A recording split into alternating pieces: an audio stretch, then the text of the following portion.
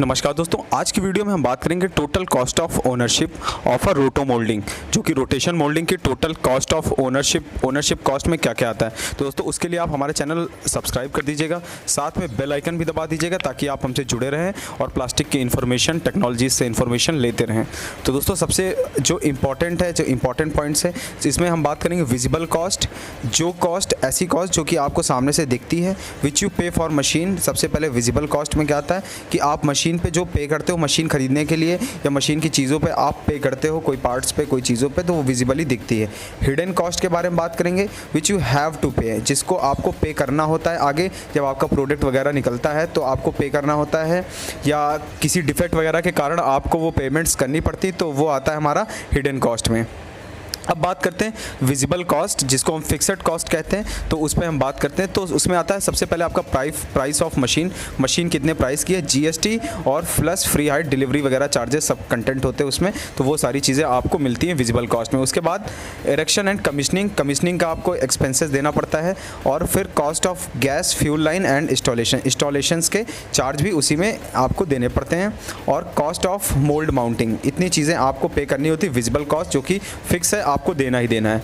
अब जो रनिंग के समय पे जिनको हम हिडन कॉस्ट भी कहते हैं, वो क्या क्या है, हायर फ्यूल कॉस्ट जो है वो थोड़ा हायर होता है।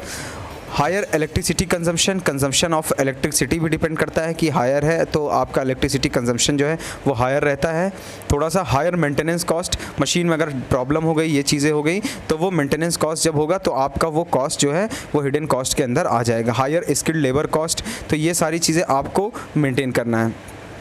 Higher material cost, because of non uniform thickness के कारण जो मटेरियल का कॉस्ट है, थिकनेस प्रॉपर यूनिफॉर्म ना हो तो आपका मटेरियल कॉस्ट भी ज़्यादा लगता है, अच्छा मटेरियल यूज़ करना पड़ता है। हायर रिजेक्शन कॉस्ट, अगर रिजेक्शन भी हो रहा है प्रॉपर, तो ज़्यादा रिजेक्शन हो रहा है सपोज़, तो आपका क्या होगा, वो हिडन कॉस्ट में इंक्लूड होगा। Cost of after sale services के बाद जो है वो कॉस्ट जो भी होंगी। लोअर इकोनॉमिक लाइफ जो है वो कम हो सकती है अगर ये सारी प्रॉब्लम्स होंगी, तो वो सारी चीज़ें आपकी हिडन कॉस्ट के अंदर इंक्लूड होती हैं। टेक्नोलॉजी ऑब्सोलेंस के कारण नो रीसेल वैल्यू भी बहुत ज़्यादा नहीं है। अगर आपने एक बार मशीन ले ली तो उसकी रीसेल वैल्यू बहुत नहीं है comparison to injection moulding and all. It's easy to underestimate, एक आसान होता है कि कॉस्ट को अंडर एस्टिमेट कर देना, बट कॉस्ट ऑफ ओनरशिप जो है वो इन सारी चीज़ों पे अफेक्ट करता है। इतना जान लेना हमारे लिए बेहद ज़रूरी होता है कि जो ओनरशिप की कॉस्ट होती है वो ये सारी चीज़ें इंक्लूड करती हैं। दोस्तों ऐसे ही मैं आपको और कुछ वीडियोस और बताऊंगा रोटेशन मोल्डिंग, जिससे आपका रोटेशन मोल्डिंग क्लियर हो जाएगा।